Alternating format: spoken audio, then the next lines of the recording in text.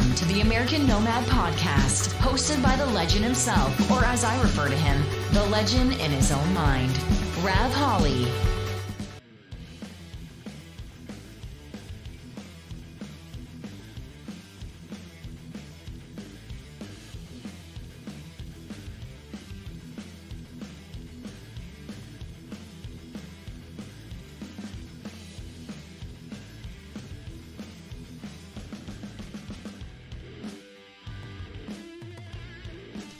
What is up, everybody? Welcome to the Wednesday American Nomad Podcast for Wednesday, November the 4th. I believe it is, right? Isn't it the 4th? I didn't get my show notes done today. I was actually working till about 7 a.m. this morning on a music video in downtown LA. So didn't get my show notes done today. Just kind of had to throw things together, get this show on the road for today. Hey, Amy Preston, good to see you. We're on beat camera over here. We're getting ready to discuss the election results. I think there's probably a lot of disappointed people out there that I know. So anyway, let's jump in here and let's talk about it. See what we have to look forward to with a new Biden presidency, which is what it's looking like. That's what I'm predicting at this moment. Without further ado, let's get this show started.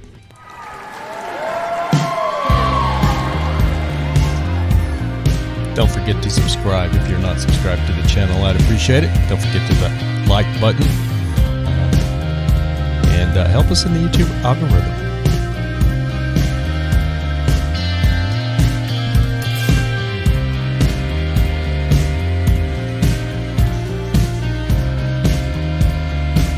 If I can get my camera focused here, there it goes. There we go. Get the camera focused.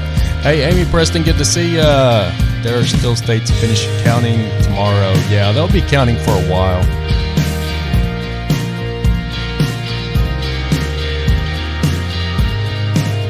At this point, though, I don't think it's going to help us out much. The remaining counting. Camera don't want to focus today. I don't know what's going on. Anyway, the election didn't go as a lot of us had hoped it would. It kind of went the way I was afraid it would with all the mail-in ballots. That's why, you had the people on the left. That's why they were so adamant about doing the mail-in ballots, because they had They orchestrated this with the whole COVID thing. This is exactly how they wanted it to play out. And it worked exactly like they thought it would, or they hoped it would.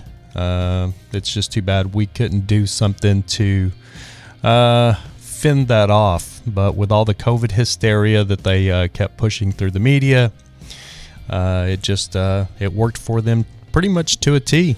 Exactly how they wanted it to work is pretty much how it turned out.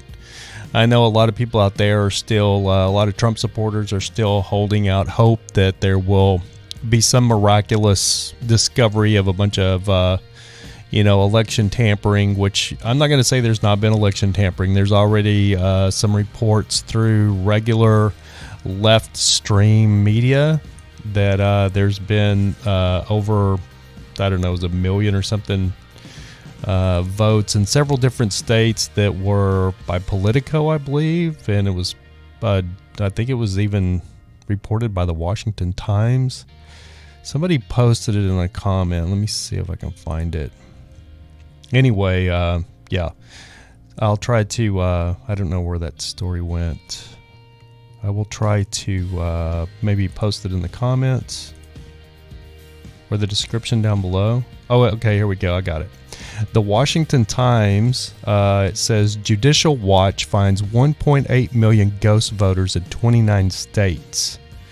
So let me go ahead and grab this link, and I'll go ahead and post it in the room, because as you know, the Washington Times is not a, it's not Fox News. That's not a far right leaning website. And Judicial Watch is not a far right leaning. It's a pretty liberal Judicial Watch thing. So that's, it's not like that's Fox News. So I'll, if you haven't seen this, I'll throw it in the room. There you go. I just posted the link in the room so you guys can read that for yourself. Showdown Productions, Electoral College still picks the president, not the people, sadly. I think it's time to get rid of the Electoral College. Is that my buddy, Javi? If that's Javi, Showdown Productions, I think that's your production company, right, Javi? Javi and I, if you see Javier in the room, we were just doing a music video. He was the first AD and I was a first assistant director, and I was the second assistant director on the music video that we just shot all night long in downtown LA. But as far as the Electoral College goes, I used to feel the same way until actually, there's like a freaking gnat flying around my head. There is a get away, gnat. Got him. So there is a I felt the same way about the Electoral College until like Trump became president, and I actually kind of really looked into it, because the first time I really took notice of the Electoral College was when Bush won by the Electoral College, and during his presidency he won, and it was basically because of the Electoral College, and I think he may have lost the popular vote as well, if I remember right. So I was a little bit curious how that worked. So I looked into it, and when Trump got elected, I really studied it a little bit. And the Electoral College actually for this country is actually very important. And the simple fact is you have two major hubs of liberal Democrats that are very blue states, and that is the state of California and the state of New York. And with those two states, they are huge population hubs. There's 40 million people in California. I'm not sure how many there are in New York, but they're very hardcore left blue states. And if we were to get rid of the Electoral College, then every single election would be for the popular vote. So almost every single election would be decided by, every election would be decided by California and New York. So whoever California and New York decided to vote for, that's who would be president. So that's why we do have the Electoral College. So little states like Wyoming or even North Dakota, that they actually matter as much as California, and they matter as much as New York. And then you have Texas, you have like states like Texas and Florida. And it just depends on which way those two states go. But as far as the Electoral College, it's very important that we keep it, because if we don't, you'd have to look at it. Let's say, for instance, like California was red and New York was red. Or let's say you took Texas and Florida, and they were the two biggest population hubs. Then every single election, if you didn't have the Electoral College, would be decided by the people in Texas and the people in Florida. So that's why we have the Electoral College, and it doesn't work perfectly, but it does work the way the Founding Fathers set it up. I mean, it works the way it actually is supposed to work. It just, it is what it is. But if we did get rid of it, if you look back at the election when Donald Trump was elected in 2016, if you remember, Hillary Clinton actually won the popular vote, and you'll get people on the left throwing that in, as far as I'm a Trump supporter, they'll throw that in your face. Well, Donald didn't really win the election because Hillary won the popular vote, which means just everybody's vote. That's actually true. She did, and I think it was by 2 million votes, something like that. And the reason that is because 95% of those actual popular votes came from the state of California and the state of New York. And that's where she got those 2 million added popular votes were from those two states combined, like over 90% of them. So that's why we do have the Electoral College. Hey, Random Nomad, brother, what is going on, man? Good to see Good to see you guys. Even though the election didn't go, I don't think it went our way. They're going to drag this out, which I don't like. It's looking, it looks to me pretty much Wisconsin was close. Yeah. I'm really disappointed in Michigan and Wisconsin because I've spent a lot of time up there in those states, and they're very rural, and you have a lot of country people up in those two states, but unfortunately, or what, the way the dynamic works these days is the epicenters are the cities, is where most of the people preside. And in any city, just about in America, it's going to be controlled by people who are Democrats. So that's where, the voting, just like California. If you look at the state of California, which is, a lot of people don't know this, it's actually a very conservative state. I sound crazy saying that.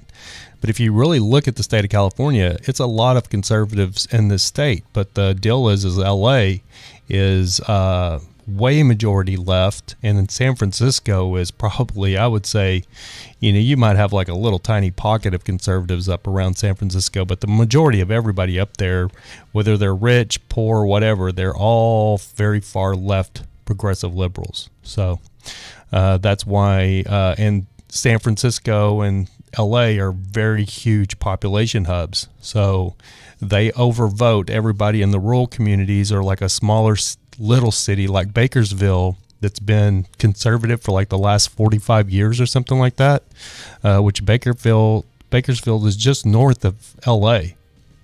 And the two dichotomies are so different because Bakersfield is super, super, super conservative and super Trump. And then you have LA right south that's super, super, super liberal and super conservative. I mean, super liberal. Hey, Max Howlett TV. How's it going, buddy? How's everybody doing? How's everybody taking it? I think I have a lot of depressed conservative friends and stuff. And it was funny. I think a lot of people thought I was going to be all despondent and upset about the election results. And, I'm really not, because I had prepared myself. I had actually prepared. You gotta mentally prepare yourself for things like this, so you don't end up looking like that girl on Inauguration Day for Trump that was screaming to herself, "No!" So I knew, this could go either way. I really was not, even though I kind of projected that I was really confident that Trump was going to win this, in the back of my mind and in my soul, I was very uneasy about it. I actually felt like didn't really know which way it would go. And the one thing that bothered me the most, let's see, Random Nomad says, most of New York was red, but New York City outweighed the rest of New York. Yes, exactly. So it's the same way with LA and San Francisco. Even if you get down to San Diego, San Diego is actually a pretty conservative city, but it's not near as big as LA or San Francisco. But if you get down to San Diego, if you've never been to California and San Diego, you get down to San Diego. San Diego's nice. San Diego reminds me of Dallas, or it reminds me of, a nice conservative city because it's not as dirty. They do have a small homeless problem, but it's nothing like LA. But if you go downtown San Diego, I've spent a lot of time in downtown San Diego. It's beautiful. It's clean. It's nice. It's like any other conservative city in the nation. They take care of it. They're proud of their city, unlike shithole Los Angeles. I was in downtown Los Angeles last night, and there's trash on the sidewalk, and there's people screaming to themselves across the street. I mean, it's a disaster area, and that's what people want for America. They want all America to be, California is almost a socialist state, and that's where progressive leftists are pushing us. That's what they want. They don't want a clean, nice, pristine city like San Diego. They want a dirty, homeless-infested, tent encampment, people, human feces and urine on the sidewalk. You can't walk anywhere in downtown LA that you don't smell urine, because people are just defecating and peeing all over the street down there. And I can tell you from experience, this is super gross, but there's absolutely nothing. I mean, everybody has stepped in dog crap. There's nothing worse than stepping in human feces. And I've had it happen to me like 2 or 3 times and ended up throwing the pair of shoes away that I was wearing. It's ridiculous. And where in America, other than Los Angeles and San Francisco, do you throw away 3 pairs of shoes because you ended up stepping in human feces? Where else in America does that happen? That's when I really started noticing what was going on in LA. And then when I was living in Long Beach, my loft was kind of in an alleyway. I had a big warehouse. And so it was kind of in an alleyway off the street behind like these businesses. So the homeless people would come around to my front door because it was kind of hidden, and they would take a dump right there in my front door. So it was a weekly thing for me to have to go out with a water hose and hook a water hose up and wash my front walkway, wash the human feces out of my walkway. That was one of the main reasons that I left Long Beach, my spot there in Long Beach, because I was paying a whole bunch of money for it. And I washed human feces out of my doorway that when I didn't step in it. The first time, that's a couple of times I stepped in it. So, because I wasn't expecting that to be there. You just don't expect somebody to take a shit right in your front door. And it happened to me continuously. And it's one of the things I love about California. And you don't get that anywhere else. I was just in Texas and New Mexico for 2 weeks. Didn't see no homeless people screaming to themselves, and we drove everywhere. I mean, we drove hundreds of miles, both states. Never saw one homeless person screaming to themselves. Never saw one person living in a tent on the sidewalk. Never saw a 30-year-old lady, which I've seen in downtown LA on Figueroa Street in the broad daylight, 2 p.m. She's wearing like a nightgown, pull her nightgown up and wearing nothing underneath it, and just bend over and start doing her business when people are sitting right there at a little outside eatery at a restaurant on Figueroa Street and relieving herself of number 2. Random Nomad says, New Mexico went blue. New Mexico's been blue. And you could really tell that being in New Mexico, where my brother's ranch is, from going from New Mexico to Texas. It's a big shift just crossing that state line. Even though where my brother's ranch is, it's very rural and it's very conservative, you still get a big change in like the algorithm or whatever you want to call it when you cross that state line from Texas into New Mexico. You know you're in a liberal state, kind of like it's nothing like California, but probably in 15 years it will be, unless they change. I love Santa Fe, Random Nomad. I do love Santa Fe. My aunt lives in Santa Fe. And the thing about liberals is the majority of them are really good people. And they just want everybody to be nice. They don't want bullies. They don't want people to be bullies. They want people to watch what they say and not hurt your feelings or say stuff to hurt your feelings. And I understand that to an extent. But the problem is we've gotten so far left now that they want to silence you if you say something that they don't agree with, or if you say something that hurts their feelings. They want to be able to take your platform away from you, have you thrown off social media.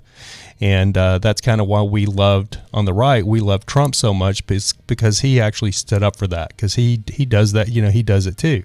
And so that's why the left railed against Trump so much, is because, he would say stuff on Twitter that would hurt people's feelings.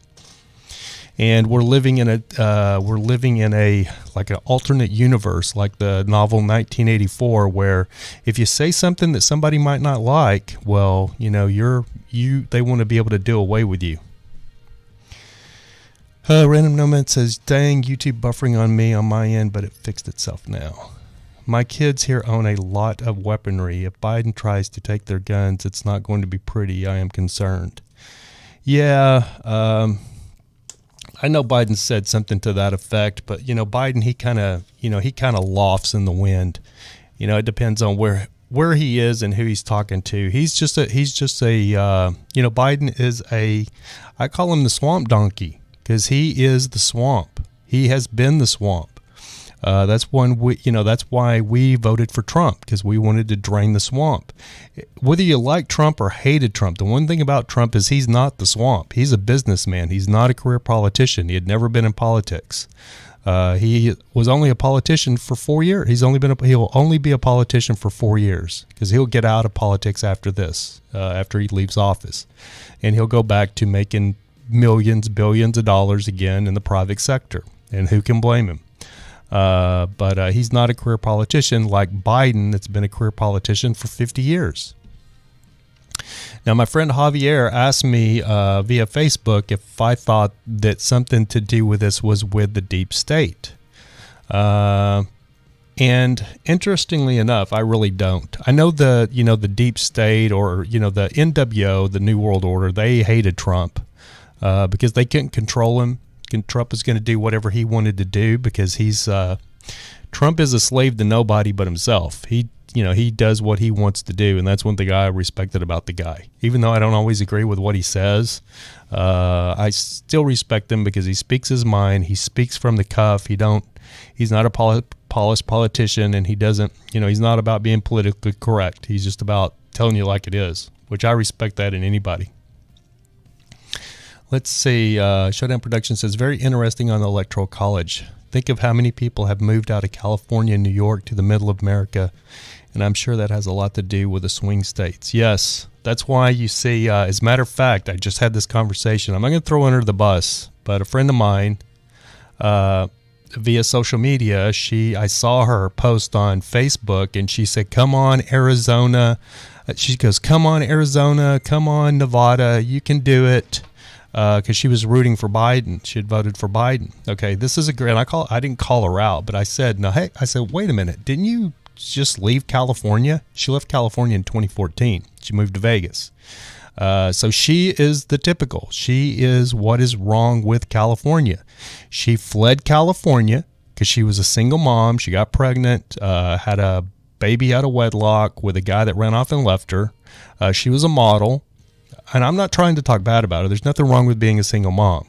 But what I'm saying is she had to leave pretty much, or this is my interpretation of it without even talking politics. My interpretation when I saw her leave California was, oh, okay, she just got pregnant. She just had a baby. Daddy's nowhere in the picture. She can't even afford an apartment in California. So what does she do? She picks up her baby and she moves to Las Vegas, where she can actually make a living because taxes and stuff are lower over there. Even though it's been a blue state since like 2012 now, but it used to be very blue, very red. But with the influx of Californians that are pouring out of California into neighboring states, which you just see Arizona go blue as well. And that's all thanks to people like my friend who can no longer afford to live here because she's a Democrat, and that's what she said on her thing. She goes, I'm a Democrat. I've always been a Democrat. So she's a Democrat that can no longer live in a state. This is the Democrat Mecca. California is the Democrat Mecca. Every Democrat in the United States should want to live here at some point in their life so they can see exactly how Democrats do things, because this is the mothership. California is the mothership of Democrats. If you like shit on the streets, if you like homeless people everywhere, if you like high taxes, if you like paying $5 for a tank of gas, if you like Arizona, here's a perfect example. My truck in Arizona, it's a commercial truck. It's $300 a year. It's a big commercial truck. It's a former Snap-on truck. And it costs more money any state to register a commercial vehicle. So in Arizona, which is where I registered it, it's $300 a year. That's pretty expensive, actually, but it's $300 a year. To register my truck in California, which I can't even do that now because it's been outlawed in the state of California after 2019 because of the emissions. You have to have a diesel engine that's 2010 or newer, and my truck is a 2003, so you can't even have a diesel engine in a commercial vehicle that's that old now. So I couldn't even register in California if I wanted to. But it's registered in Arizona for $300 a year. Now, if I could register it in California, or when I bought it, I could have registered it in California, and it was $1,200 a year. And it's just, I was thinking about it today because I was driving from downtown LA to my office here, and I was looking at the weather, man, and it's so beautiful. The weather's so nice, but then it just dawned on me. I do love the weather in California. California has the best weather, and if I move out I was just in Texas and it was freezing cold and snow on the ground and ice, the roads iced up, my plane got canceled. So those are the things you don't have to live with, but we pay an exorbitant amount for that weather. And at this point, I'm getting to the point where I just don't think it's worth it anymore. As much as I love the weather, I don't like cold weather. But it was actually kind of nice on the ranch, at my brother's ranch, when there was like snow outside, and he's got a big wood burning stove. We didn't start it, but it would have been cool if I would have been staying there. We would have went to town and got like a cord of wood and come home and started the wood stove. So Random Nomad says, I like Northern Arizona when I was there. Yeah, Northern Arizona is very nice, but then the funny thing is, if you get to like Sedona, Arizona, Sedona is just as liberal as LA. You have a lot of like hippie, it's a beautiful city. Or it's not a city, it's a little town. But if you get to Sedona, it's like an art community. It's very artist, and, you know, anytime you have heavy arts community, it's going to be probably pretty leftist. But the funny thing is though, my creative leftist friends are the ones that I actually love and like, because most of them aren't that into politics. They just want everybody, you know, they're just about peace, love, and get along. But the problem is if you just want peace, love, and get along, if somebody calls you a bastard, then you get all up. What? What did you say to me? You can't talk to me like that. You can't be a bully. That's hate speech. And, you know, it just goes off the rails. So is Cottonwood. Yeah, even the funny thing is so Sedona is, you know, towards Flagstaff, right west of Flagstaff. But then if you get down to Tucson is super liberal as well. I mean, it's a college town, so it's super liberal as well. And I'm not a big fan of Phoenix, the Phoenix metro area. It was funny because I went to Phoenix with a girl like 5-6 years ago. No, not even that long ago, maybe 4 years ago. After I just started the van life thing, she wanted to take a trip. So I picked her up here in California. She lives here, and we drove to Phoenix to do something. And we got to Phoenix. We get to Phoenix. It's 111 degrees in the shade. And we're driving around just looking for something cool to do. And so we like pull up our phone. We both have our phones out. So we start finding these like little tourist things to go check out. So we go check one out. It's just like some concrete park. It's not even like a real wooded area. We're like, what is this? Where is it? We're looking for it. There's houses. So we looked at several things like that, and we didn't find anything to do. And then we ended up going out to some lake that was like 30 or 40 miles from Phoenix, that I guess everybody goes to on the weekends. And we got out there, and the lake it just wasn't my cup of tea. It was all rocks and just wasn't that nice. So I'm not a big fan of Phoenix, even though I say that Phoenix, I believe, I could be mistaken, but at one time Phoenix was the fastest growing city in the United States. Phoenix outgrew Dallas and I think San Antonio maybe. But I think Dallas used to be bigger than Phoenix, but Dallas, Texas. But I think Phoenix has surpassed in population.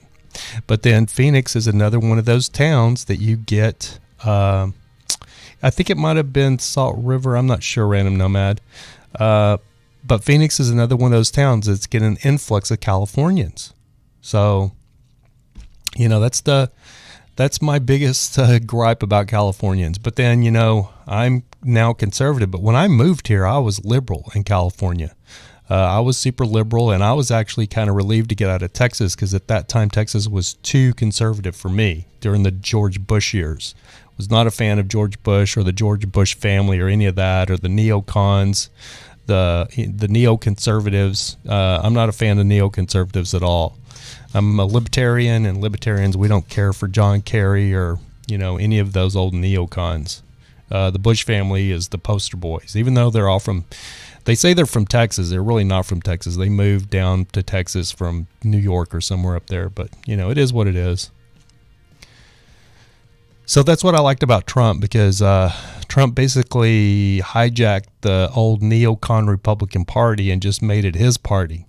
Because he's not really he's not a neocon conservative. That's why the neocons, and that's why, you know, if you watch the 2016 election, I looked at my phone, the results, and if you watch the Fox News results, those the reporters or the people that were reporting on the election on Fox and that were talking about it, their faces were longer than CNN. If you looked at the CNN, they're just, you know, talking about it, and you looked over at Fox and they're just like deer in the headlights, like, what is going on right now? And I was so laughing because that's Fox News, and they were horrified that Trump was winning. And then you had the liberals that they didn't even realize that because they were just watching MSNBC with Rachel Madcow or, watching CNN. So they didn't even pay attention to Fox. But look, pull it up on, I think you can still pull up some of those old videos on YouTube. If you haven't looked at that, pull up election night 2016 from Fox News and look at their faces. They're just all like looking at each other like, what is going on? Like, how is this happening? Because they weren't any happier that Trump was winning than CNN. But then after Trump got in, they just saw that that was their ticket, and they just decided to ride it. You know, that's what all the neocons did as well. That's still, that's all throughout the Republican Party. They just decided to get on the Trump train. Lots of mouths hanging open in 2016. Yep. And that's kind of what I that's what I was talking about on my Facebook, that the one of the biggest silver linings with Trump is the simple fact that the silver lining is it doesn't matter if Trump lost to Biden, because Hillary Clinton will never be president. And we got so lucky dodging that bullet in 2016 that I will always, even if Trump just does the 4 years, I will always be so thankful that we got so lucky, because we did get lucky, because there was no conceivable way Trump could win that election, even though I knew he was going to. We just got so lucky dodging that bullet, because if we would have had Hillary Clinton for 4 years, oh my God. That's the thing about Biden, is I'm not a fan of Biden, but I can deal with Biden. He doesn't offend me like Hillary Clinton does. Now, his vice president, on the other hand, Kamala, I'm just about as big a fan of her as I am Hillary Clinton. And evidently, there's a big possibility, as bad a health as Joe Biden is, that she will probably end up running the country at some point. And that's when it's going to really hit the fan. Because, she's almost another Hillary Clinton, if not almost as bad. She just doesn't have as many bodies in her closet as Hillary Clinton does. Simply Sonora, you support Trump or the Republicans? Simply Sonora. What does that mean? Do you support Trump or the Republicans? I support Trump. I supported Trump because he became the Republican president. But if most people don't know this, because they don't really follow Trump. I've been following Trump for 35 years, 40 years. And Trump in 1999 was going to run on the Reform Party ticket, which is what Ralph Nader had run on, was the Reform Party. I wish the Reform Party would have taken off, and it could have been another. I wish we could, have like 2 or 3 other parties. I mean, the Green Party, the Libertarian Party, the Reform Party, the Democrat Party, the Republican Party. I think it would. I'm actually for that. I hear a lot of my progressive, younger, millennial friends talking about, we need more parties, and at this point, I'm not opposed to that. If we had like 4 candidates running for president instead of just 2, but then I always revert back to the we can't even find really 2 good candidates, much less 4. What will we do with 4 or 5? Simply Sonora says, so you're against women holding leadership positions? No, I'm against corrupt women holding leadership positions. I'd vote for Candace Owens tomorrow for president. I'd vote for her today for president. If Candace Owens runs in 2024, which something like that could possibly happen, I would vote for Candace Owens, who is a black woman. I would vote for her. I would love it if she was president. She's one of my favorites.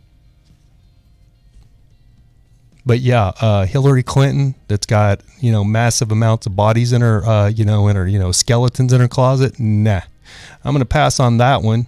Kamala Harris, who put thousands of people in the state of California in jail over minor drug offenses.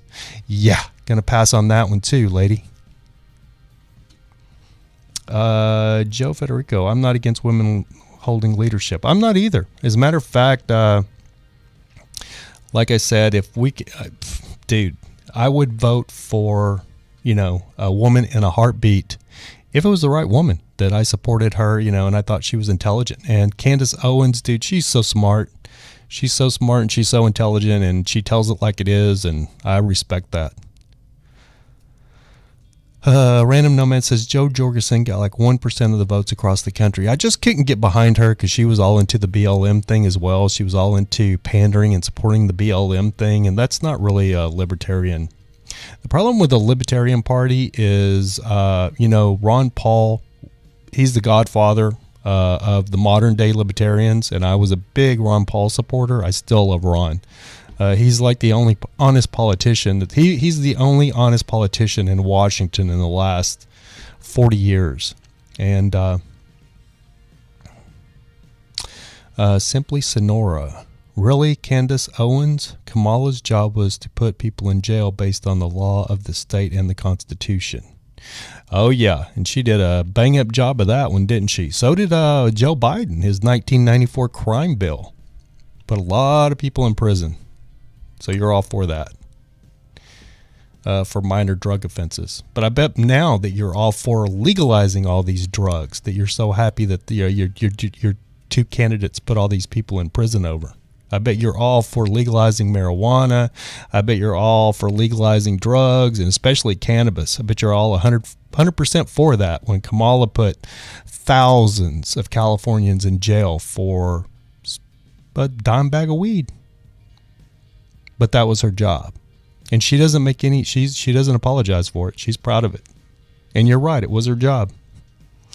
Glad she was doing her job. Random Nomad says that YouTube video of her shredding the rat. Yeah. That's a great Candace Owens video. It's so funny with people from the left, like they're all about we need a woman president, as long as it's not a conservative woman. If it's a conservative woman, they're gonna she's the devil. Amy Preston says, way to go, Oregon. I want to say this is going to be very, very unpopular opinion, but I'm a libertarian, so I've been saying this for 25, 30 years. I had a good friend of mine when I was younger, when I was probably 23, 24. When I was 22, 23, 24, I'd already been married like 5 years. I had like a 6-year-old kid. But I had a friend of mine, and he got pulled over. He left Texas and he got pulled over in Oklahoma, and he had, it was his own personal marijuana, but he had marijuana with him, and he ended up going to prison for 3 years, and it basically tore his family apart because he had a beautiful wife. He had 2 little young kids, and Oklahoma threw the book at him for this personal amount of marijuana, and tore that family apart. And I felt so bad for his wife because she didn't work. She was a stay-at-home mom at the time, and she was gorgeous, and my wife was gorgeous, and we were good friends. And I just saw what that did, and it really made me stop and look at the war on drugs, because I was like everybody else. I grew up in the old Reagan years where just, Nancy Reagan was just say no to drugs. Everything was no drugs. And we had a drug epidemic in this country with crack cocaine and with the crime and everything that was going on. So, everybody was so against drugs. And myself, I don't even smoke weed. I've never been a pothead. It's not my thing. I don't do pot. I don't really smoke pot. Don't enjoy it. But I have nothing against anybody that does. I think it's personal choice. If you want to smoke weed, smoke it. If you want to drink alcohol, drink it. And I guess Oregon just legalized all drugs. You get a ticket, or you could go to jail or pay like $1,000 ticket or something if you get caught with like a major illegal substance like meth. And I'm from I'm like, we're grown-ups. You know what I mean? Meth has been illegal. Meth is tearing communities apart all over this country, and people are still doing it. Putting them in prison for doing meth is not going to save people from doing meth. If it did, we've had a 15-year meth epidemic now. People wouldn't be doing meth, but there's tons of people doing meth. So you can't do anything with writing a law or putting people in prison because they want to do meth. If people want to do meth, they're going to do meth. Let them do meth. I don't care about. I think we need to legalize all drugs across and Ron Paul was all about it. Legalize all these drugs. Get rid of the war on drugs. I know that's a very unpopular opinion, especially with older people like my dad. My dad loses his mind when I say something like that. But I'm like, how can you be libertarian and be for people's freedoms, and then you think the government has the right to tell you what you can put in your own body? If I want to smoke cigarettes, my business. If I want to drink Coca-Cola, my business. If I want to drink Drano, my business. If I want to do crack, my business. It's none of the government's business. I'm a libertarian. I'm for smaller government. Stay in the fuck out of my life. That's why I'm not a Republican, because that's when Republicans lose me, is because Republicans are all about, oh my God, he had a roach in the ashtray. Search his car and arrest him. Look at that criminal drug dealer. And that's why we have this epidemic of crime, is because, you take these people that got caught for a roach in the ashtray, put them in prison, then they learn all of these other crimes while they're in prison. They get a jailhouse education. They come out of prison. They can't get a job because they were just in prison for having a small joint roach in their ashtray. So now they can't get a job doing anything. So what do? They take their jailhouse education and they go breaking into your car, stealing whatever you have in your car, or breaking into your house or whatever. It's just a snowball effect. Legalize all drugs. If people want to do crack cocaine, if they want to do cocaine, if they want to do meth, if they want to do heroin, that's their business. Maybe we should try to figure out some kind of treatment programs for them, maybe. But if you want to defund the police, that's the best way to defund the police, because the war on drugs is what militarized our police. If you look back at the 70s, the police department, the cops were small town cops riding around in one car, you know what I mean? And then Reagan came in and passed the war on drugs, and within 10 years, cops are riding around in tanks. So that's the defund the police I'm behind. I'm not for taking money away from police where they're training and stuff like that, but when they're overzealous out there breaking down Breonna Taylor's door because she dated a pot dealer, or I'm not even sure what her ex-boyfriend was dealing, that had the Kansas City, Missouri police so up in arms that they kicked in her door with a no-knock warrant and basically executed her because she dated a drug dealer. She had ties to a drug dealer, when her boyfriend that shot the police officer was just an upstanding citizen who was a licensed gun owner, but somebody was breaking down the door. Those things would be done away with. You wouldn't have those kind of national tragedies, travesties. It's a travesty. Amy Preston says the war on drugs helps protect children. Not completely, but it does to great extent. No, it doesn't. Not at all. As a matter of fact, Amy Preston, you're literally right the opposite. You're right the opposite of what actually that does. Because people, especially, I can tell you this from experience. If you grow up like in a very religious or Christian upbringing, all of my family are a lot of them are very right-wing Christian based.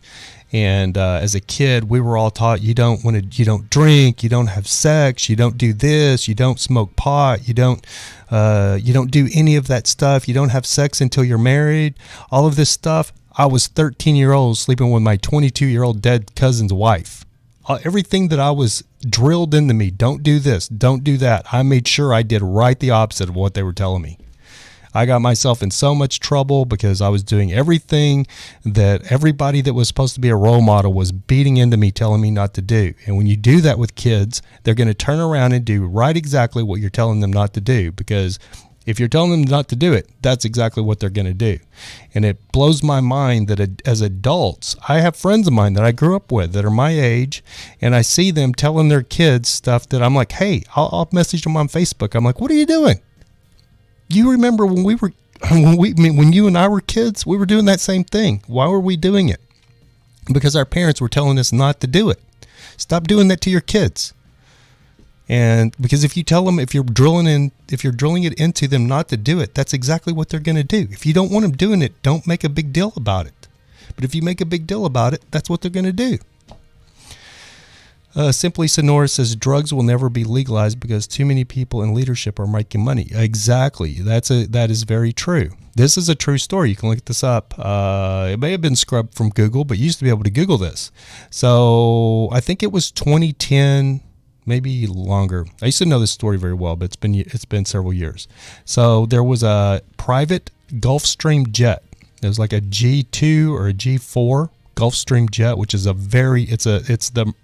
it is the Bentley or Mercedes-Benz of private jets. Beautiful, beautiful jet. They're very, very expensive. Like Britney Spears couldn't even afford a Gulfstream jet. She couldn't even keep one.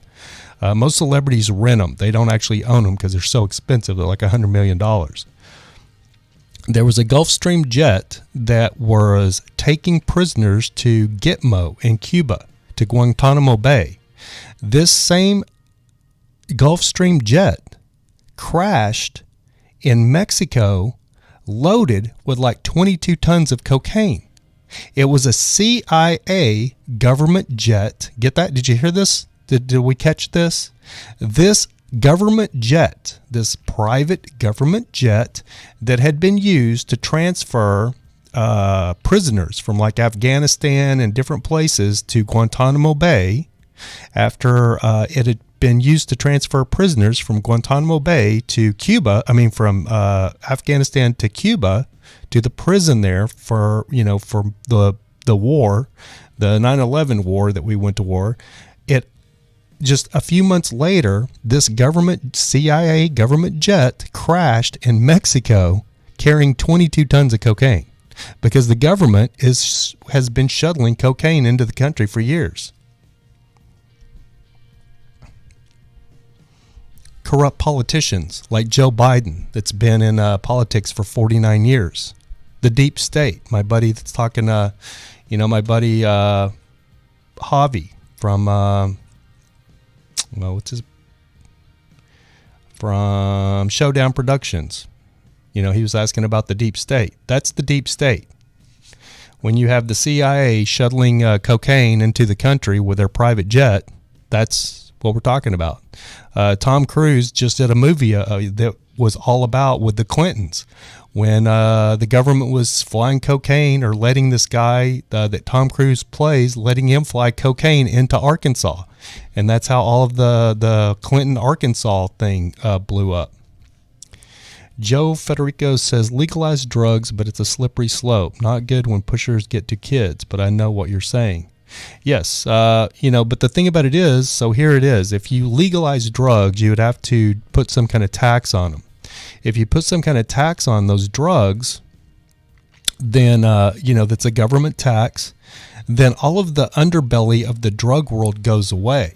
All of this Mexican cartels down in Mexico that are executing and killing people down there, it solves their problem immediately because that's what they're doing down there. These cartels are making billions of dollars because they're manufacturing the drugs in Mexico and then using human mules to get them across, to get these drugs across the border into the United States because drugs are so expensive because they're illegal.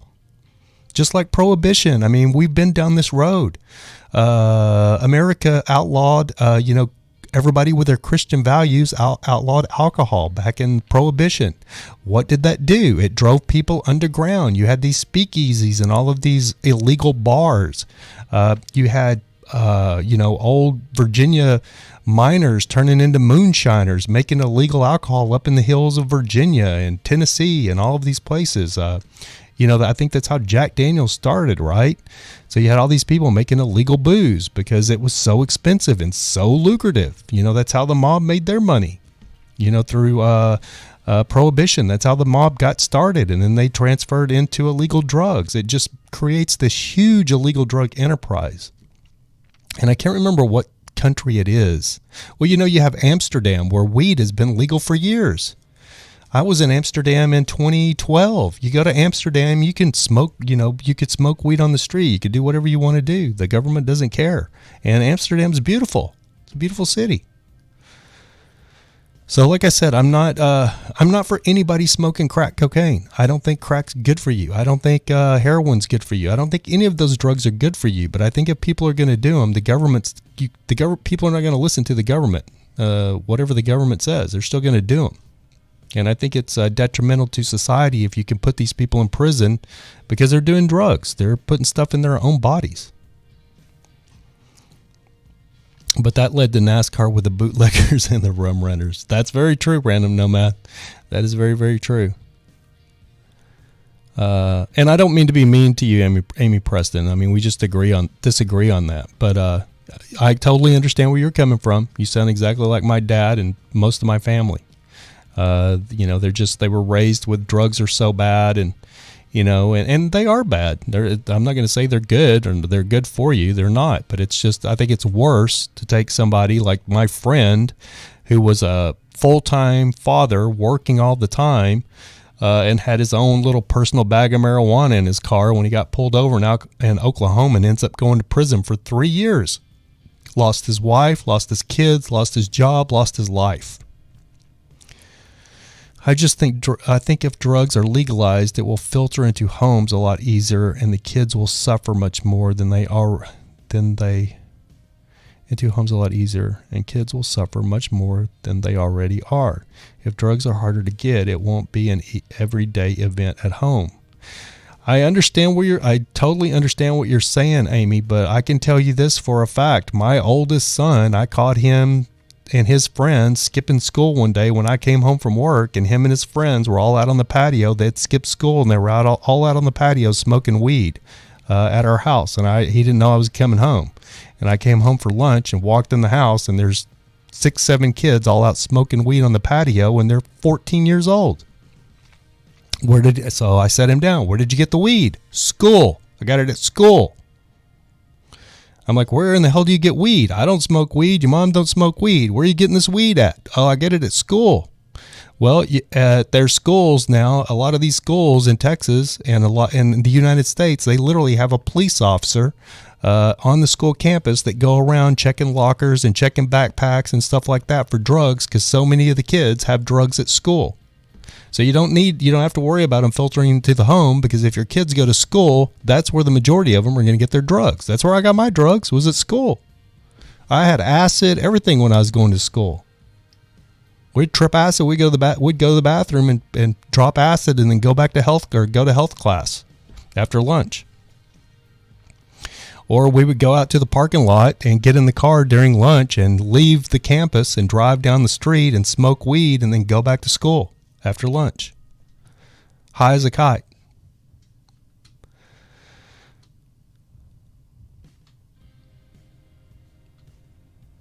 I just think my whole deal is if you take the taboo away from drugs, it's not so interesting to kids.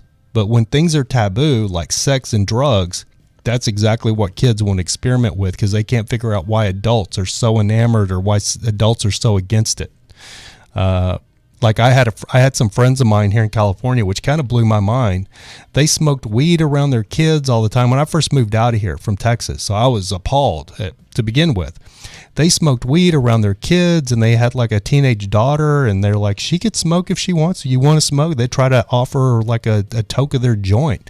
And she's like, no, Mom, I don't smoke that. Ugh. It's because her parents were potheads. Her parents were smoking and doing drugs and coke and everything else all the time, and she didn't want anything to do with it. And there's coke laying in the bathroom on a mirror, and the kids saw how it did for their parents, and they didn't want anything to do with that. And there was drugs infested in this house because these people were rich. They were rich, and they were doing blow every time. They were partying on the weekends, doing blow. They had a teenage daughter and like an 11-year-old son, and then a smaller kid. And they were always all drugged out. And their daughter had nothing to do with it. She didn't want anything to do with it. But then you have your good Christian values family, your good Christians value family next door that are preaching to their kids, don't do drugs, don't ever do drugs. And then they're trying to sneak over to the house and like get some of the mom's coke. So if you make something taboo, that's what it goes. It's not just kids; it goes for adults too. You try to tell an adult there's something that you can't have. That's what they want. What's funny is my mom was a drunk and pothead, and it embarrassed me too. Exactly. That's what I'm saying. My mom was a raving alcoholic, and I have that same gene. I love to drink. I love to party, but I always have that in the back of my head. If I start drinking and go on a binge, because I do drink, and when I was living in Long Beach, that's all there is to drink. It's a drinking and party city. Everybody's single and everybody's out at the bars every night.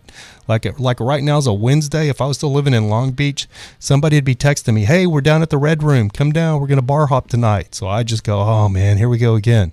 And I spent so much money running around the bars, but I never became an alcoholic because I saw what it did to my mother, and I never wanted to be that person.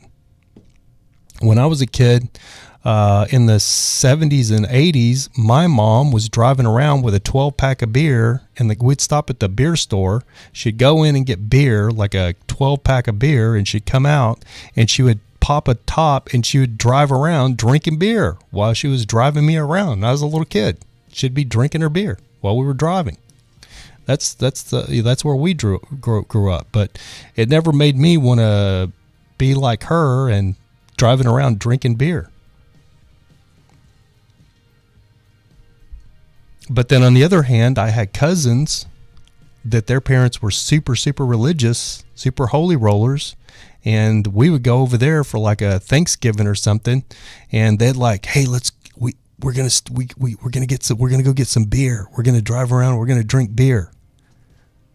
I'm like, you're going to church on Sunday. Like, you sure you should be doing that? Smoke your lunch, or maybe some even have a liquid lunch too. Yeah. Now, don't get me wrong. I'm not saying drugs are good. I'm not pro drugs. I'm pro people doing whatever they want to do and the government not telling you what to do with your body. It's the same thing with abortion with me. I think abortion's murder. I'm not for abortion. I don't agree with abortion, but I think a woman should be able to do with her body what she wants to do. And if she's got a fetus growing with her inside of her and she wants it taken out, who am I to tell her she has to carry that baby to term? I mean, that's why you have so many mistreated children in the world. Because if you force a woman to carry a child to term, and then she has that baby, and that baby becomes like a detriment to her dating, a detriment to, then she's going to have this resentment towards that kid.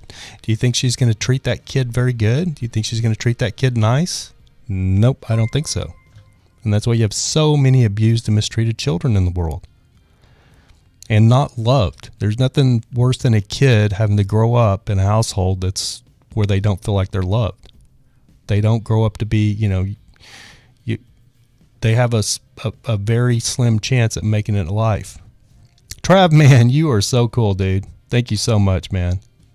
So good to see you, Trav, man. Random Nomad says, "I was referencing your early statement about you back in the day at school with that statement." I gotcha. Yeah, no worries. Yeah, I was never. So I will say I did smoke a lot of weed in high school or in school, but it was all because of peer pressure. You know what I mean? Because all of the cool kids were all weed. They were all smoking weed, and I was pretty tough, and everybody thought I was a cool kid, so everybody just immediately thought that I smoked weed. But I did it, but it was never like my thing to do. Like I'm a big fan of Joe Rogan. I've hung out with the guy, I've been in places he's been, and I think I'm enamored by his weed stories, how much he loves to smoke weed. I have friends of mine that are photographers, that are artists, and they are such potheads. They love to smoke weed and create and stuff like that. And I've tried it. You know what I mean? I've got some weed because it's legal here in California. So I was thinking like a couple of years ago, I was like, maybe, I'm like having a creative block. Maybe if I was just smoking some weed, I could like get back on my horse and get back to going again. And get back to creating. So like I freaking smoked some weed, and all I did was ate everything in my refrigerator and then got up and just sat on the couch and watched Netflix. I'm like, well, that's not productive. That's what all I wanted to do. I didn't want to create anything. I didn't want to write anything. And then it was funny because I did have like this, like my second or third night of this little week-long weed binge I did, where I was trying to smoke weed and get. I was in Joshua Tree. I was smoking weed, trying to get enlightened by the weed, because that's what everybody that smokes weed talks about. How it makes you a free thinker. Things come to you. So I smoked weed one night, and I was like, oh, there it is. Like, it clicked in. I felt real creative, and I got real motivated. Like, I'm going to do something. I'm going to create something. And I just got like this feeling I wanted to write. So, man, I start writing, and I'm just writing, and I'm on the computer. I'm writing. I'm like, oh, this is brilliant. I'm writing this. This could be a book. This could be the start of my book. This literally could be a book. It's just flowing out of me. This is what the weed has done. It's just all of this stuff that I didn't even know was there. I wasn't even having to think about it. I was just typing it, but it just looked so brilliant.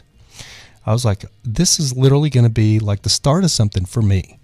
Unfortunately, I went to bed because I got so tired because I was high.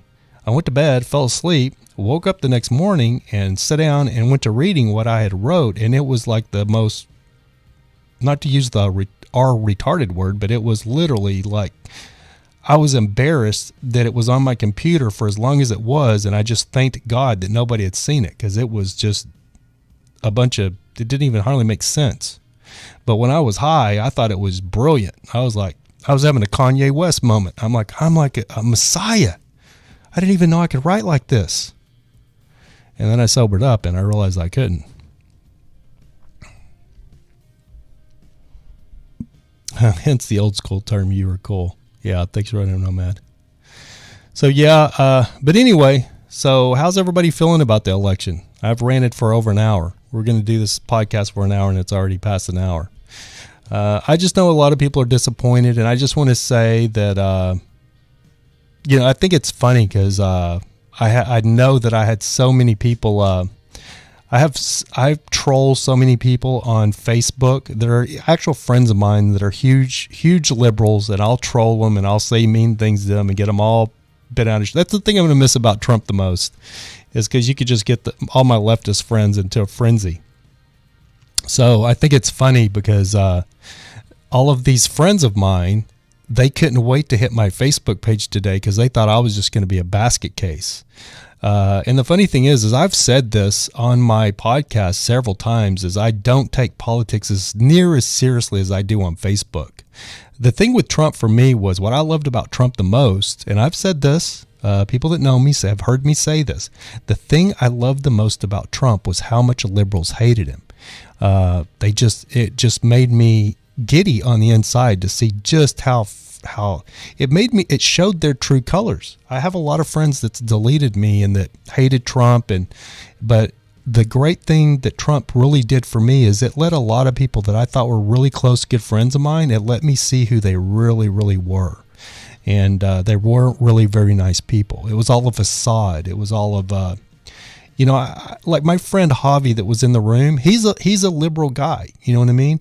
He didn't give me any kind of crap last night. I don't know that, I'm not saying he's a Biden supporter. I think he is, from Showdown Productions. I mean, he's a liberal guy. He's my favorite kind of liberal because he just, he didn't give me any shit or anything about anything. I mean, it's like, he said last night, he goes, you take that politics way too serious or something like that, because he doesn't take it that serious.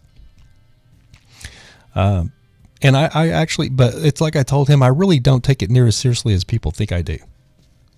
I just like trolling leftists. And that's what Trump did. Trump trolled the leftists. He trolled them continuously, and I loved it. I loved every minute of it. That's the thing I'm going to miss the most about Trump. Now we're back to just old politicians doing what old crooked, corrupt politicians doing what old corrupt, crooked politicians do. And of course Trump is a businessman, and a businessman that's in his a billionaire. Oh yeah, he's had some shady dealings through the years.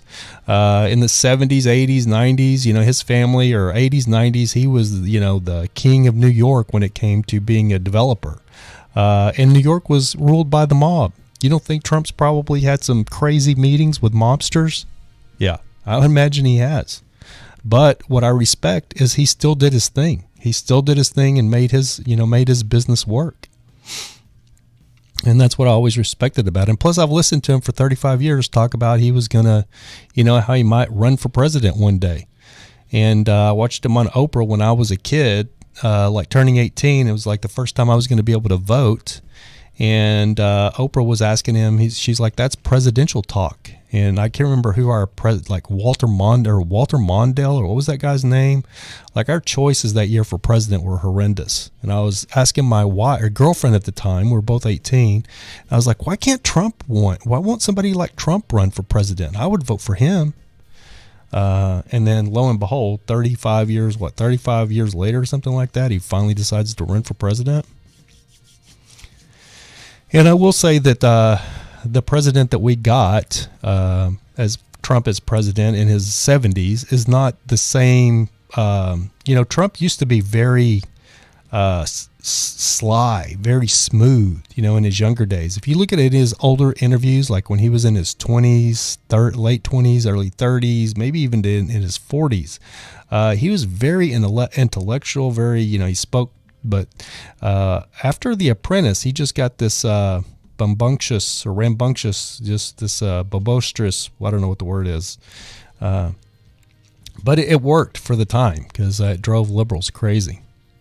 It probably wouldn't have been the same if he would have been like the Trump of the, when he was 30, when he was very refined and talked very, analytical. Yeah, Mondale. Whoa, that's a name you haven't heard in a while, right? Was it Walter Mondale? I can't remember who it was in those days. It was like probably, God, I can't even think. I can't even remember who won that election, as a matter of fact. Was it Clinton? I don't think it was Clinton. Oh, it was George Bush. It was Walter Mondale, I think, against George Bush Sr. Walter Mondale, I believe, was the Democrat, and Bush was the Republican, and then Bush won. So, yeah. So, about the Oregon passing drugs, I'm not sure. We'll have to see where that goes. That's what I want to see. We've seen what 35, 40 years of the war on drugs has done to the country. Let's see as states. Let's see how they handle it. Let's see if everybody, goes to being everybody goes to being a drug zombie in Oregon, or if they make it. I just don't think criminalizing drugs is the way to go. I don't want to put drugs in kids' hands, but I just don't think it's the way to go, criminalizing drugs. And putting people in prison for drugs. And making police departments rich because of drug raids and confiscating drug money, because now you have a whole other corruption. You have police departments that are out there just snooping for drugs. That's their main focus, is trying to find a house they can raid for drugs, because there might be $80,000 worth of dirty drug money in that house that they're going to get to confiscate so they can go buy a new police Hummer. Colorado legalized mushrooms. Mushrooms should never be illegal. Mushrooms grow in the ground. How is weed, or how is anything that's a plant? I do not understand that. Now, meth, you have to make that. You got to take some aspirin or whatever the hell it is, codeine or whatever you get at the pharmacy that they make illegal now. What is it? The cold medicine or whatever. I can't think of what it is, but you can't buy so much of it now because they think you're making meth. That's a created drug. It's a manufactured synthetic drug. So yeah, I understand that one being a little bit more illegal, but stuff like mushrooms and weed and stuff like that, it just grows out of the ground. I think it's ridiculous. I think that's government corruption, making that kind of stuff illegal, a natural plant. And I'm just kind of talk today. I know we're already past an hour, but I'm just kind of venting today. But as Amy said, she's worried about children getting a hold of drugs, and I absolutely understand where she's coming from. Because you don't want kids to be, doing drugs, but the problem is here in America, I can promise you, kids are doing drugs. All kinds of drugs. Pseudoephedrine, yeah, that's what it is, Random Nomad. I agree with you on that about pot and mushrooms, yep.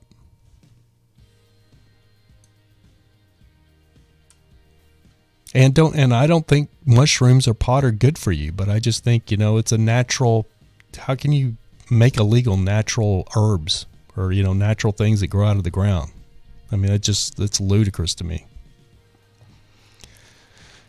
And I don't think the government should be able to make those things illegal. I think that should be illegal. The government telling you that those things are illegal. I mean, what if somebody drives by your backyard, throws mushrooms in your backyard, and then they grow in your backyard? I mean, do you go to prison for that? If the cops see it in your backyard? It's a big tax base. You nailed it, Random Nomad. It's just like writing tickets.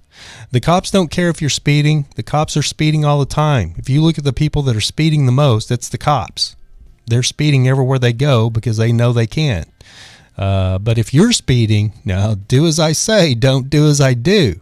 But if you're speeding, they're not pulling you over to save your life, or they're afraid you're going to run over a kid in a crosswalk. They're pulling you over because they're generating some revenue so they can get those new squad cars the next year at the turn of the year, and they can add money to their budget, and they can get a pay raise. That's why they're pulling you over for speeding. Let's just call it like it is. That's why I like Trump. Calls it like it is. He doesn't bullshit. He doesn't spin things.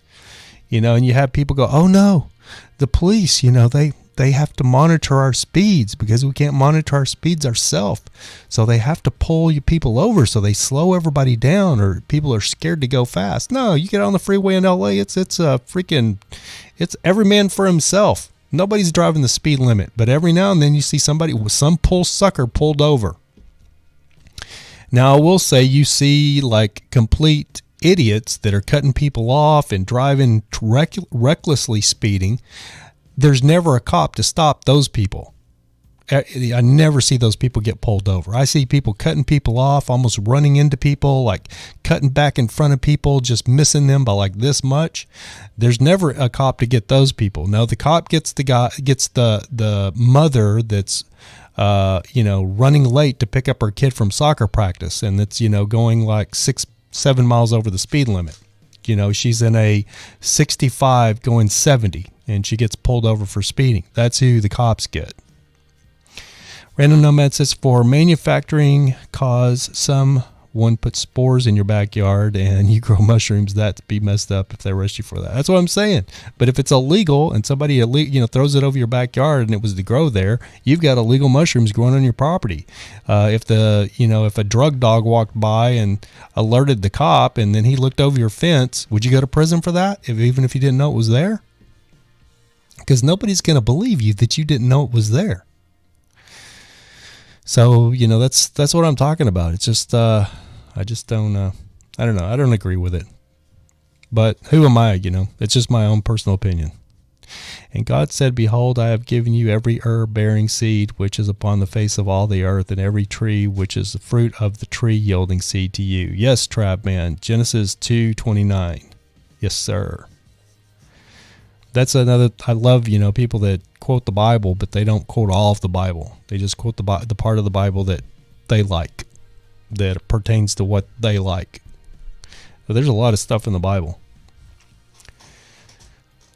Like there's one that I always think about, that I would always think about, like Joseph and Mary and the Garden of Eden, right? They started civilization, those two people, right?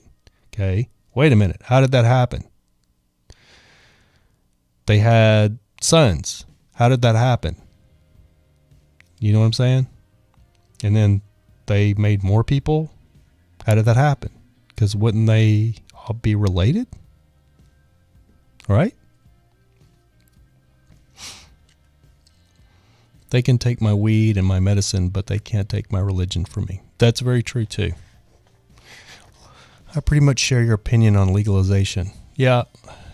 My whole deal is I'm not saying let's legalize. What did I say? Adam and Eve. That's what I meant. What did I say? But Adam and Eve. So they created civilization, but they were like, related, right? Everybody that that came after them, they're all related.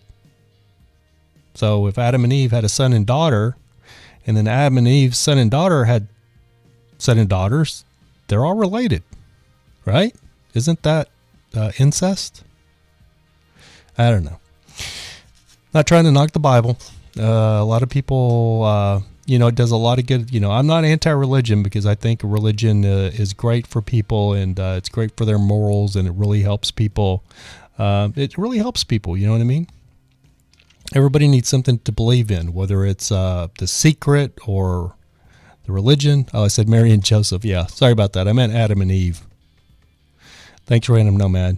You're the best, dude. You always catch me because I always make always make mistakes like that. And Random Nomad always sets me straight.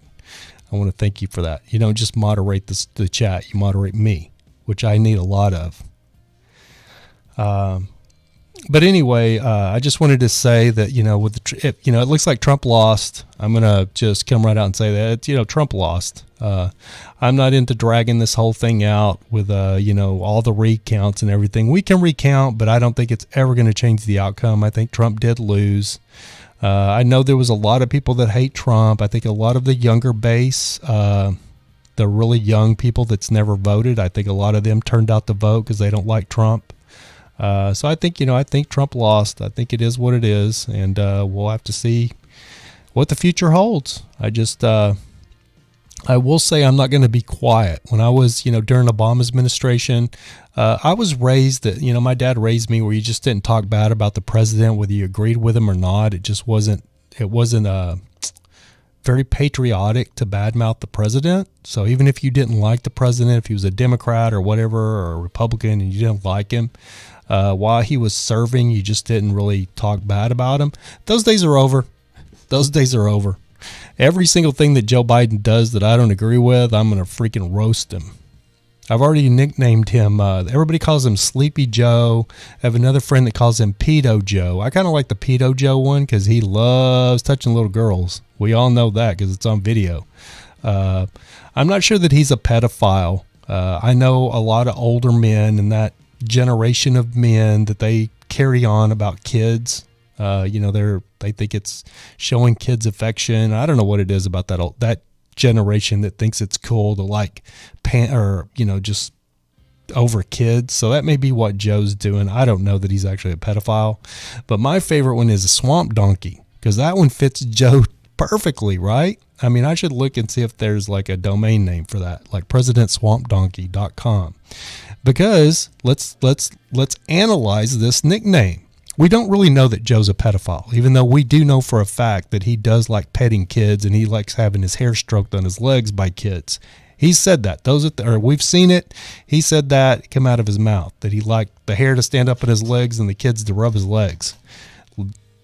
That's not my words, and that's not something I enjoy. I think it's a little weird. I think way weird. I don't want kids stroking my legs. I don't even know if I like women stroking my legs that are grown adult women. But the hair on my legs. But I will say that he has been in politics for 49 years, almost half a century. He is the swamp. If you look up the swamp, the political swamp in the dictionary, it should have a picture of Joe Biden. He is the swamp. I don't want to ever hear any leftist say drain the swamp. And I can tell you that I had a lot of leftist friends that used to say, drain the swamp. We need to drain the swamp in Washington. Drain the swamp. Drain the swamp. Trump he was not a politician. He may have put a bunch of his buddies and business people and stuff, but none of those people were politicians. But you have Joe Biden. He is a lifelong politician. He is the swamp. Okay, so there's swamp. Donkey, swamp donkey. The donkey, the jackass, very fitting, is the what do you call it? It's the motto or the thing for the Democratic Party. That's their emblem, is the jackass. I mean, it's a very fitting to have that as their mascot. That's what I was looking for. Their mascot is the donkey. So it fits them to a T. So the donkey, the jackass, the swamp donkey. Joe Biden is the swamp donkey. We now have President Swamp Donkey in office. It looks like it's going to be. And I don't know if we have James Mullen. There's still hope. Maybe. We'll see. I can't say I'm calling it. The fat lady hasn't seen, but it's getting pretty close. So we'll see, James. But I don't want you guys to get your hopes up thinking that they're going to find like all of these illegal voting. There is illegal voting. I actually posted from a link. I'll post it again from the Washington Times, which is not Fox News, from where they found from Judicial Watch, which is a leftist thing. If I'm not Alzheimer Biden, that's a good one, Trav, man. So I just posted this link from the Washington Times. You guys can read it, and I'll try to remember to post it in the description. So there is going to be a lot of stuff in the voting, a lot of votes that they probably find that, people voted twice, illegal immigrants voted, all kinds of stuff. Sleepy Joe, that's actually a good one. That's the one Trump named him. The funny thing is before Trump named Joe Biden Sleepy Joe, he was called Creepy Joe. And do you know who named him Creepy Joe? Democrats did. Democrats ran a story about him like in 2012 or something like that, calling him Creepy Joe. So a lot of people were referring to him as Creepy Joe before Trump renamed him Sleepy Joe. He was Creepy Joe. And that wasn't a Trump nickname. That is exactly what the Democrats were calling him. And isn't it funny, the Democrats voted for him for president when they nicknamed him Creepy Joe? Does that tell you everything you need to know about Democrats right there? They have a guy that they nicknamed Creepy Joe, but then they vote for Creepy Joe for president. So they don't care if he's a pedophile. They don't care if he likes little girls. They don't care if he likes little kids rubbing the hair on his legs. As long as he's not Orange Bad Man that's going to say mean things to them on Twitter, he can have sex with all the little kids he wants. Because, Creepy Joe, he didn't say mean things on Twitter that hurts their feelings. And that's the most important thing to any liberal, is that you don't say mean things, because mean things hurt their feelings. And their feelings are the most important thing in the world.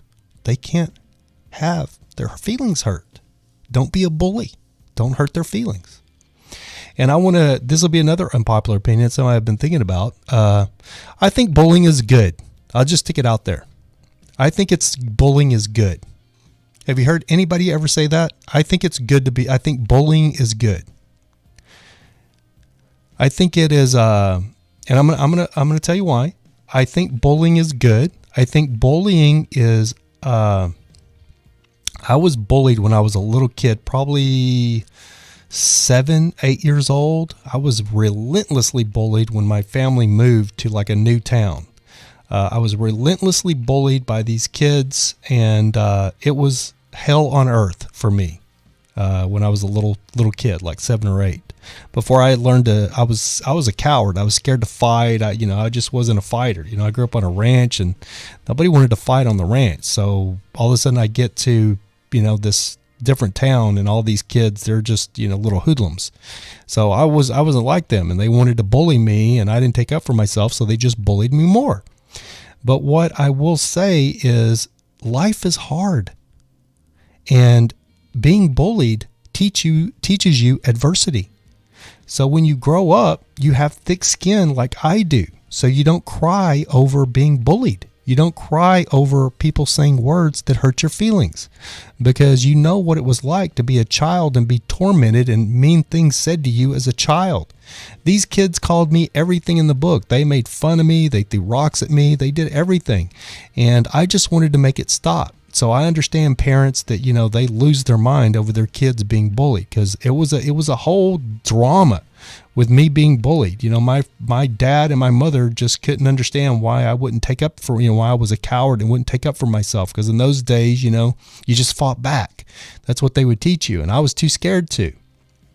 But what it did teach me is adversity. And then once I did finally get the gumption of actually standing up for myself and got into an actual fist fight and won against a black kid who was bullying me later on from those original kids that were bullying me, I went through this torment of being bullied for probably 4 years until I got a little bit bigger and had a little bit bigger physique.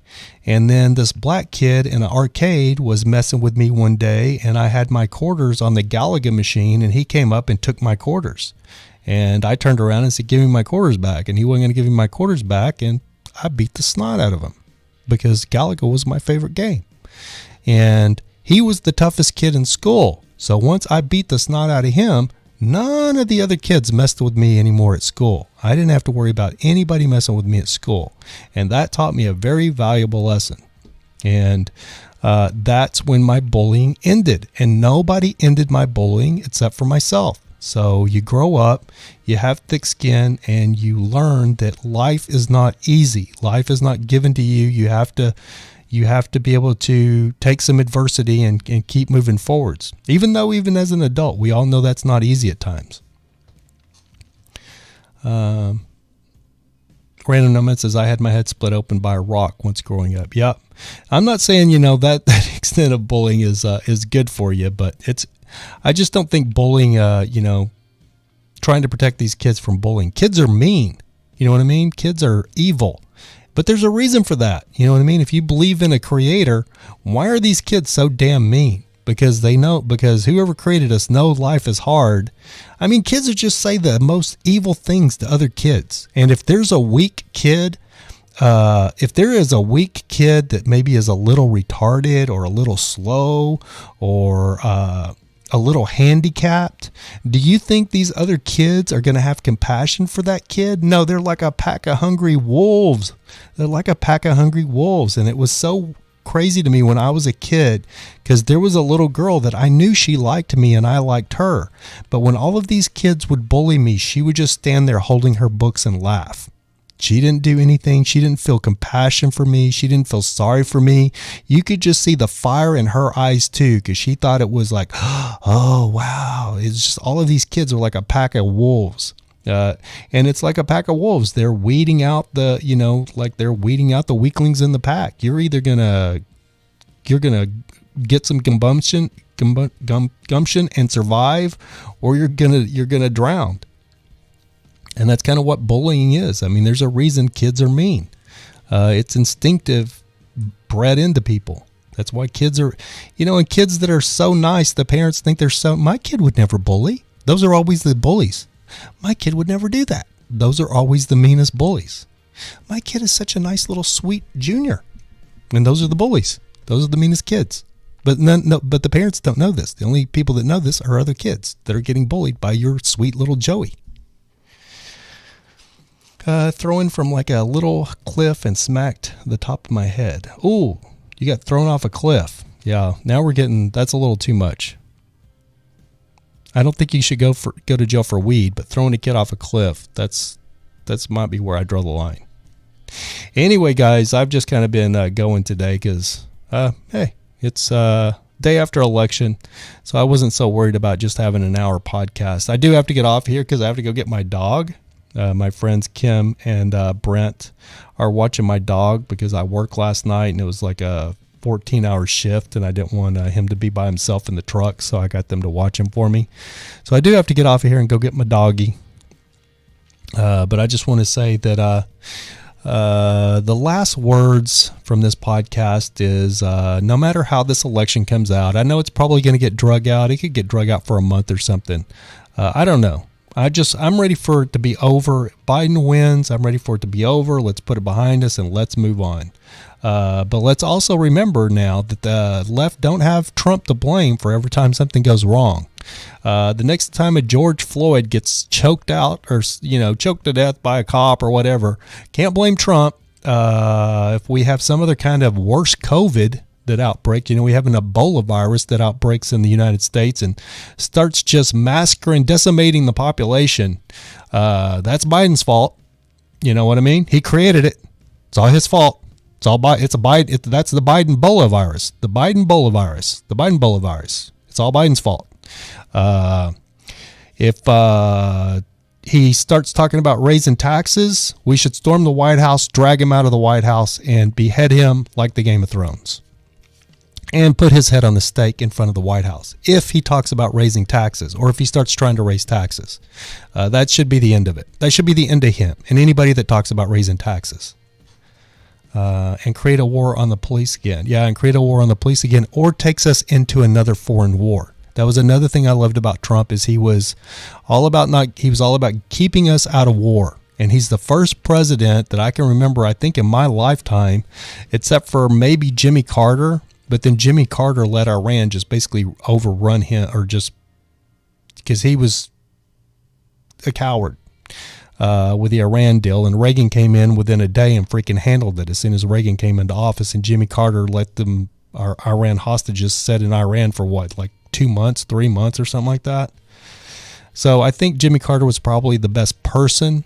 He was the most compassionate, real person. Even as a Democrat, I think he's a really good person. I mean, he does, even long after he's not been president, he's out building houses in these third world countries for Habitat for Humanity and stuff. So Jimmy Carter's a good person. The problem with Jimmy Carter is, being a president, you always can't be a good person. You got to do things and make hard decisions. And that was something that he couldn't do, that Trump did like a freaking master. But anyway, my last thing to say is, just don't be a sore loser. If Joe Biden's president, so be it. Just don't be a sore loser. We're not leftists. We don't like throw a fit.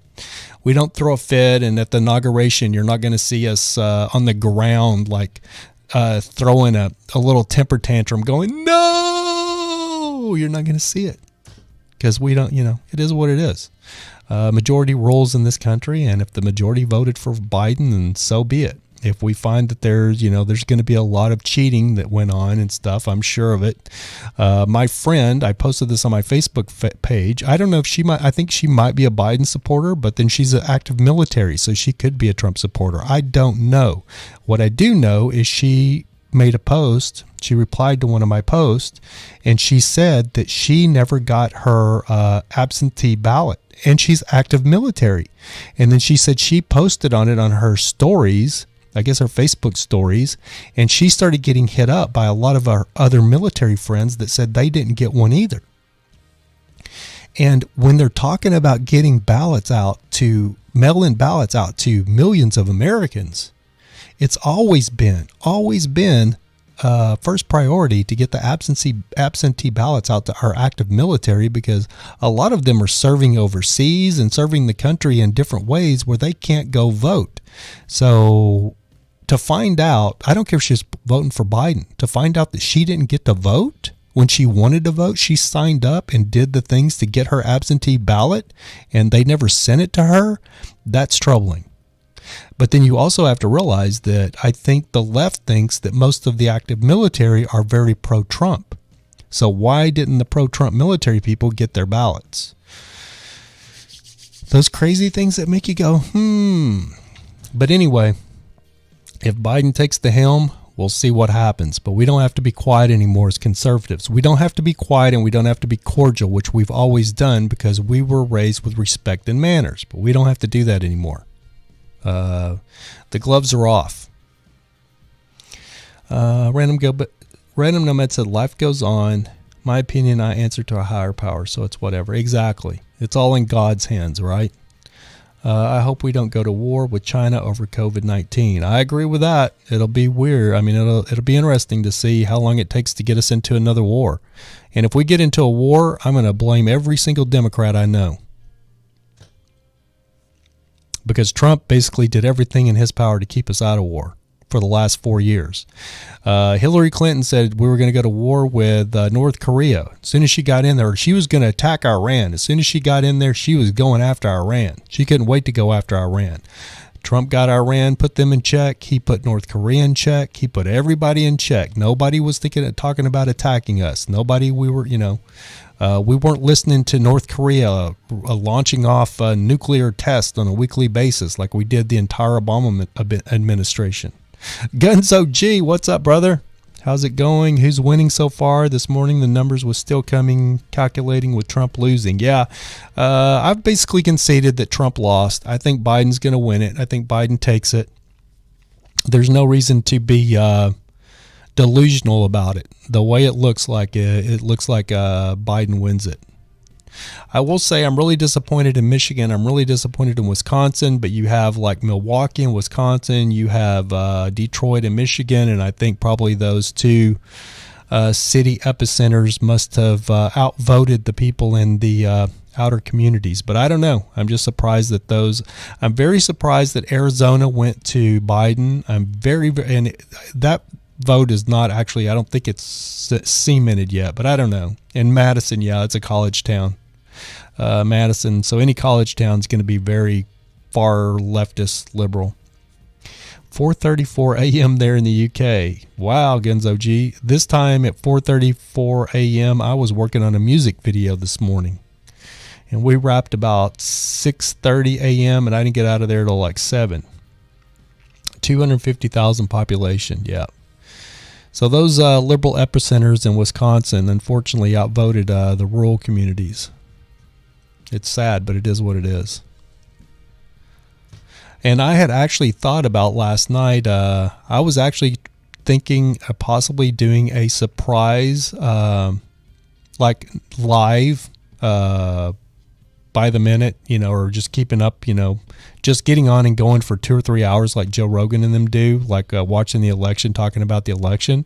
I thought about doing that last night, and then I got hit up by my buddy Javi, who offered, he was being first assistant director on a music video, and he needed help and asked me if I'd help him. I'm like, yeah, for sure, dude. I'll do it. And I really wasn't feeling it. Because I worked the last election, so I had said to myself the next election, because you can't be like sitting around on your phone the whole time and you want to know what's going on because you have so many real things to do. Dave 2Ds did something. Oh, did he really? I love Dave. I mean, me and Dave, we've had, because he roasted my good friends with the Wonder Bus, who are crazy liberals. I talked to them yesterday. It was funny. I talked to Sabrina yesterday, and but anyway, Dave roasted them. So him and I have kind of been like supposedly at odds. But I love Dave. I think he's a good guy, and I was very surprised to find out that he was a Trump supporter. That he was, he's all about the red. He was all about the red. Because I figured Dave would be a raving skateboarding, because we know he loves the skateboard, liberal. And I will say that's been a pleasant surprise for me in California, is how many people that I thought were crazy liberals that have actually turned out to be very conservative, especially after seen all the looting and rioting. I just can't believe that's what people want in this country, that's what people vote for. Because that's what you have. You have no looting and rioters. You have law and order on one hand, which are conservatives. And now you have looting and rioting, Antifa, as Joe Biden, the leftist. So I would have bet 5 years off of my life that people would vote for having law and order and nice, clean cities instead of looting and rioting and burning everything down. But everybody wants to loot and riot and burn everything down because Trump hurts their feelings. Genzo G, what's your full-time job? I just started a mechanic job after working at KFC for 5 years. My full-time job is, I don't really have a full-time job. So this is one of my jobs, until March, April, May. Until May, I had been working for a garment manufacturer here in Los Angeles, which was my full-time job. It was actually kind of a part-time job, but it ended up being a full-time job. And I did that as a creative director. So I was in charge of daily operations and stuff like that. And I took that job with no experience because one of my good friends, Serena Vo, was the owner of the company and she needed some help. And it just worked out to be a good little thing. I didn't make a lot of money, but it worked good for the time being. And then when the COVID thing hit and then the rioting, they hit our biggest customer. So I ended up losing my job there. And I've just been doing this podcast thing for like the entire, this entire year. I've been doing the podcast. It's been my only real work that I've done. And then, because I haven't worked on any productions. I worked one out in Palm Springs for a day, and then the one I did last night. But in 2019, I'm a freelance. I work in the film industry here in LA. I do movies and TV shows like American Horror Story, American Crime Story. The last one I worked on in November of 2019 was Westworld on HBO. And so last night I was the assistant director on a music video. So it's a freelance world. It's you can't really explain it. The film industry is a freelance world. You get work by who you know and how many people you know and how good you are at doing the job. Working in the film industry is a very high stress, high paced, and you need to be an expert at what you need to do while you're on set. So if you're good at doing that, people will offer you work. Unfortunately for myself, being a Trump supporter and being in a city where people are far left progressives, they don't want a Trump supporter on their set. So my film career in my film industry career has basically been winding down. So, I'm not sure how much longer it'll last. I'm actually considering my friend Christy Otts in Midland has kind of offered me to come stay with her and set up my podcast studio, and we will do the podcast in Midland, Texas, and she's going to be my co-host. Or I offered her to be my co-host, and I'm actually really considering that. But then on the other hand, you have my buddy Javier that was just in the room earlier, that I worked, that he was doing with Showdown Productions. His production company is starting to take off, and Javier gets a lot of work, and he basically kind of not directly, but he kind of like, hey man, he kind of in a roundabout way kind of made me feel like, hey man, like my stuff is really taking off. Like I'm getting ready to produce, direct, and do this $10 million budget for this indie film, and I need good people, and if you're still around, you might work with this guy. He didn't say that, but that's kind of the way I took it when he was talking about it. And he's always working, and he's a good liberal friend of mine, and he doesn't hold it against me because I'm a Trump supporter, so I may end up doing something with him. I'm not sure.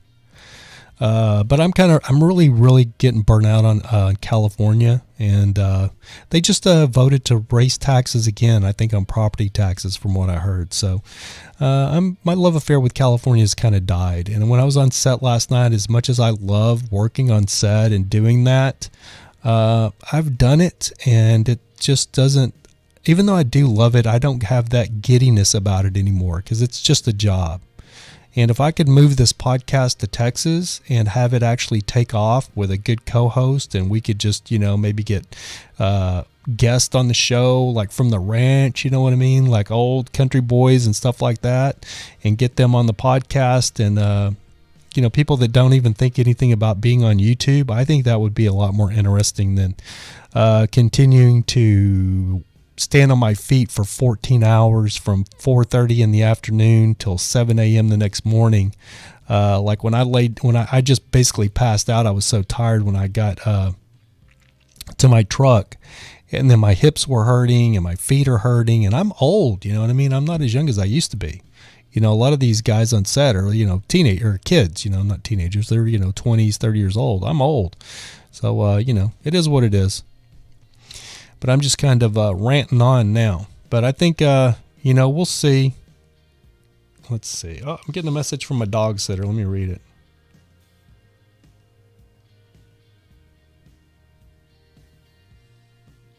Oh, crap. Okay, guys, I got to get off here. I got to go get my doggy. So thanks, guys, for watching. Sorry to end it so abruptly. But got to go get my doggy. Talk to you guys later. Have a great night. And whoever's president, enjoy it. Thank you for listening to the American Nomad Podcast. Until next time, keep looking up because that's where it all is.